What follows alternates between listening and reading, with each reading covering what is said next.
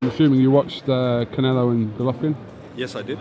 Thoughts? How did you score it, first You of know all? what? Me and Polymar just had a real barn burner on the podcast, and he was saying Golovkin won the fight, and it was a robbery. It was 7-5 to Golovkin.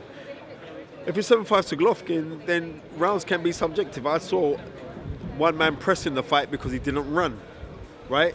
And I think Golovkin is a victim of his own success because he knocks out everybody he does, and you know what I mean. And he's freakish punching power because it's effortless punching power.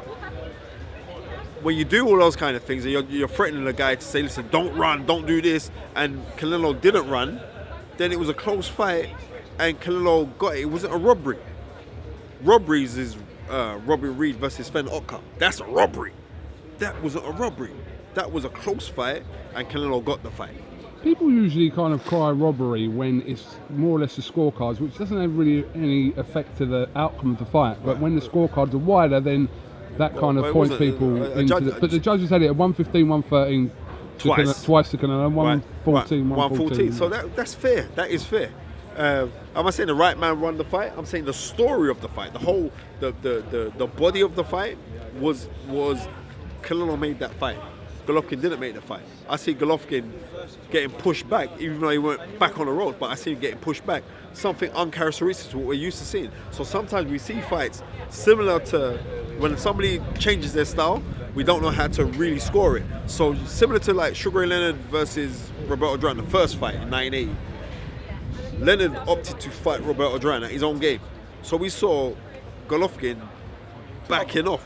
Not backing off straight to the road, but backing off and being pushed back, or not being the dominant aggressive force. So when we saw that, we don't know how to score that. So we don't see that straight away. The judges can sit there and say, oh well, definitely it's a Canelo round. And remember, they're very, very favourable to Canelo anyway. Anything Canelo does, they're favourable to him. It was a close fight, it wasn't a robbery. I've seen robberies. It wasn't a robbery. Am I saying the right guy won? I'm saying the guy who threw the shots that made me say, wow, oh my word, that is excellent, was actually Canelo. Okay. Right, Spencer, we're going to catch up with you again this week at some point. It's only the start of fight week. No doubt. And it's great to see you, Coog, man. You look at, props to Coog. Coog, you're in condition.